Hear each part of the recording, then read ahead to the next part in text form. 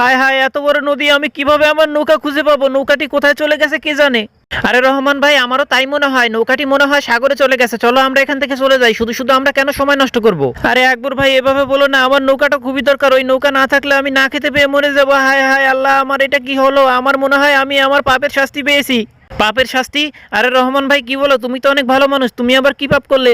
আরে ভাই, আমি অনেক বড় অন্যায় করেছি। তোমার নৌকার ইঞ্জিন খারাপ ছিল না, আমি তোমার ইঞ্জিন নষ্ট করে দিয়েছি। প্রতিদিন তুমি আমার থেকে বেশি মাছ পাও, এই জন্য আমি তোমার ইঞ্জিন নষ্ট করে দিয়েছি, যাতে আমি একাই মাছ ধরতে পারি।